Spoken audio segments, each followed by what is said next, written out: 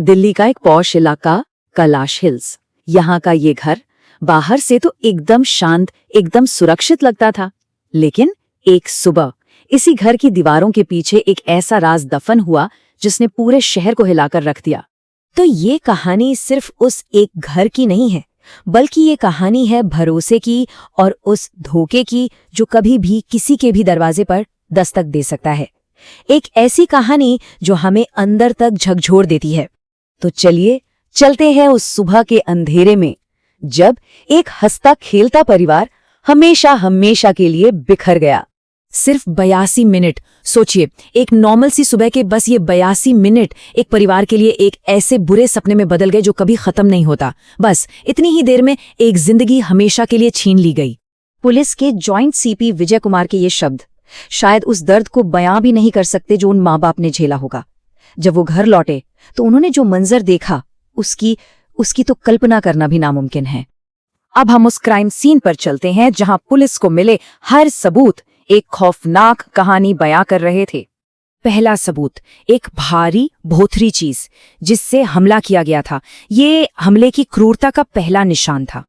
और फिर एक मामूली सा मोबाइल फोन का चार्जिंग केबल जिसका इस्तेमाल उस 22 साल की लड़की पर काबू पाने और फिर उसकी जान लेने के लिए किया गया। कमरा पूरी तरह से तहस नहस था। अलमारी टूटी हुई, सारा सामान बिखरा पड़ा था। साफ पता चल रहा था कि ये सिर्फ चोरी नहीं थी, यहाँ एक जानलेवा संघर्ष हुआ था। घर से करीब 2.5 लाख रुपए कैश और कुछ कीमती सामान गायब था। तो पहली नजर में तो ये एक सीधी सादी डकैती का मामला लग रहा था जो शायद हाथ से निकल गया। लेकिन क्या सच में कहानी बस इतनी ही थी? लेकिन एक खामोश गवाह था जो सब कुछ देख रहा था।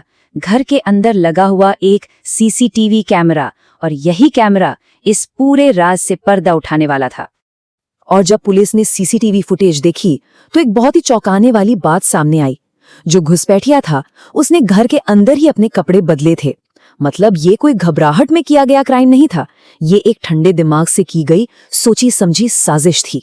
अब पुलिस के दिमाग में सबसे बड़ा सवाल यही घूम रहा था कि आखिर परिवार की रूटीन के बारे में इतनी पक्की जानकारी किसके पास हो सकती है? कौन जानता था कि वो कब घर से निकलते हैं, कब वापस आते हैं?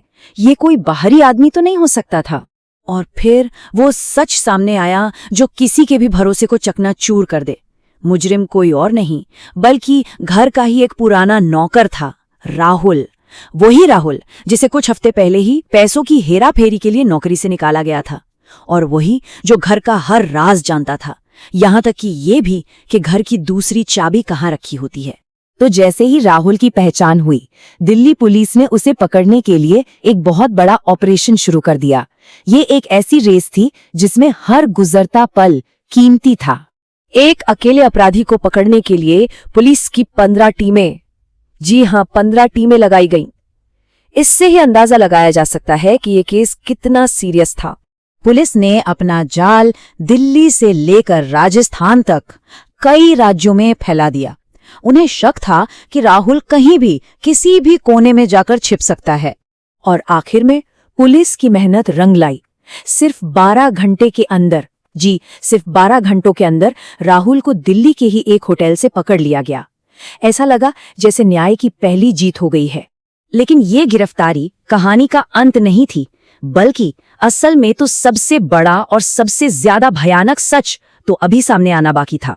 पुलिस को लगा था कि केस बंद हो गया है, मामला सुलझ गया है, पर वो गलत थे।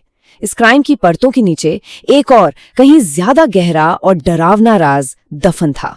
जांच में जो खुलासा हुआ उसने सबके होश उड़ा दिए। पता चला कि राहुल ने दिल्ली में यह हत्या करने से ठीक एक दिन पहले राजस्थान में एक और महिला के साथ बलात्कार किया था। मतलब वो सिर्फ एक लुटेरा नहीं था, वो एक सीरियल अपराधी था।